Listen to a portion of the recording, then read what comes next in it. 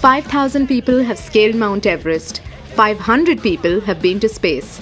Less than 50 people have traveled to every country in the world. And only one man is attempting to do that task without taking a single flight. Hi, I'm Thor from Denmark. I'm currently traveling to every single country in the world, all without flying and without going home in between. The spotlight's all on you. You gotta break on through. Today I have traveled to 168 countries. I'm here in India finally. I have 35 more countries to go to. I've done it all completely without flying. I haven't been home for 5 years and 3 months, and I expect that I'll be able to go home again maybe in 12 or 13 months from now.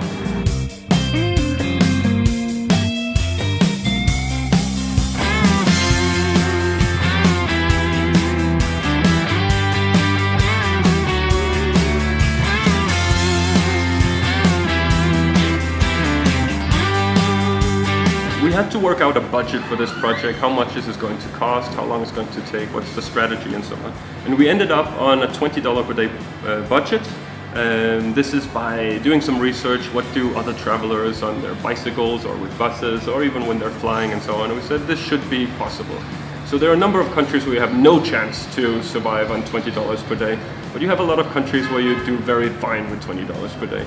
So it's meant to be seen as an average. This average of $20 per day covers 4 elements. It covers my transportation, my accommodation, my meals, and my visas. And 3 out of those are areas that I can negotiate. But the visas, you just have to pay whatever the fee is. So on some occasions you pay $100 or $40 or $150, and then that's just it. But I'm not buying a visa every day. So on an average of 10 days, $150 visa will become $15 per day and so on. And over more time, that's sort of fine. I go with the cheapest buses, cheapest trains I can find. Sometimes I walk. I really negotiate with the rickshaws, with the autos, and with whatever. Buses, metros is often very cheap across many countries. I eat cheap food. Sometimes I cook for myself. Sometimes I starve myself a little bit. I'll skip breakfast or I'll skip lunch if it's a very expensive country. People, they offer me a lot of food. People, they offer me rides once in a while. People, they offer me to sleep in their homes. This has happened a lot. Sometimes hotels will reach out and say you can stay if you put something on Facebook about it. So you kind of make a deal. But many times I stay in a dorm room with a lot of people, and I pay a few dollars, or $7 or $8 maybe, for a night, and that includes breakfast and Wi-Fi and so on. So I try to do it as cheap as possible. The main idea behind a small budget is that everyone says they would like to travel. Almost everyone says they would like to travel. And then almost everyone says they cannot do it because they don't have time or they don't have money. Or in many cases they don't have neither. They don't have time or money.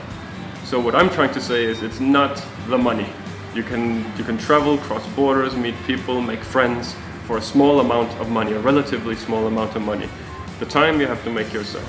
But today with yoga and airbags and helmets and all of this, we're probably all going to be 100 years old anyway. So you have the time if you really want to.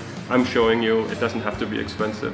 Why don't you just go out and do it? I have a little bit of history with India. I was here in 2010 on a motorcycle journey for 2 months. I was here with a friend from Australia, and we got ourselves 2 Royal Enfields.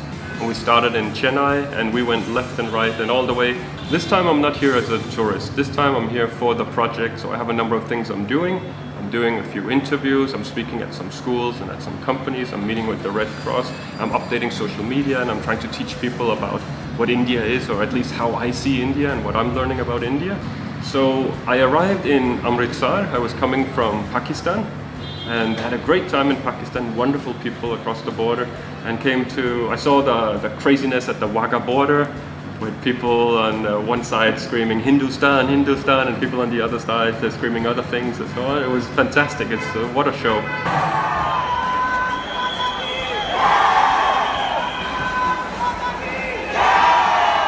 And then you go to Amritsar, and my fiancée, she flew in to meet with me, and we had New Year's together. And I remember we were standing at the Golden Temple New Year's Eve, and there was a little bit of fireworks, so you had the lights on this golden temple, and you had some Sikhs that were in the water, and and the fireworks in the background, and it was jam-packed with people, unbelievable.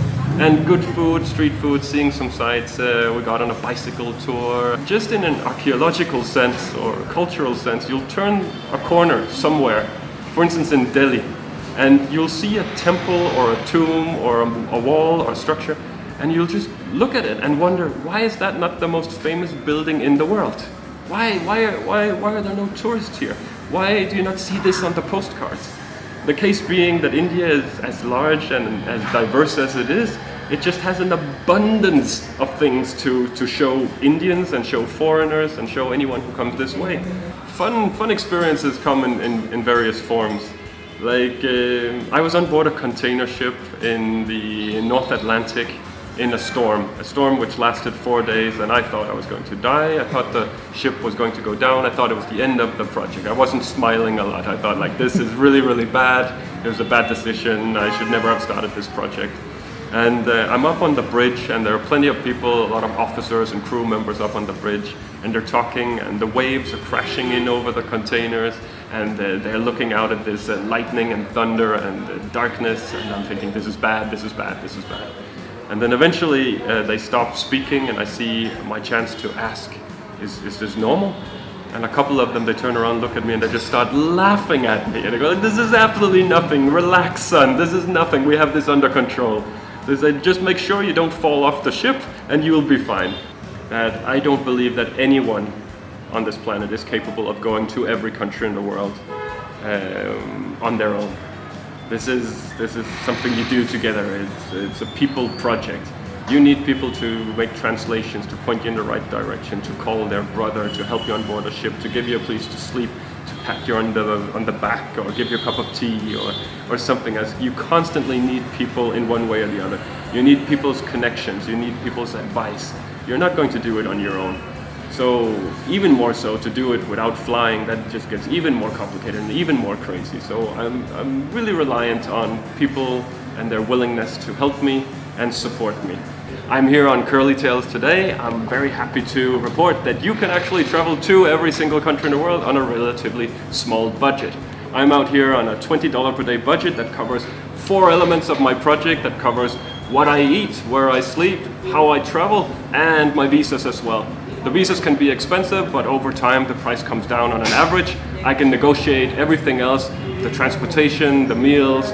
You meet people constantly people will invite you to come and sleep in their homes. It's possible to go out into the world and travel on a small budget. You just need to find the time, and you probably have the time in your life one way or the other. I'd say go out there, cross borders, meet people, make new friends, see the world for yourself.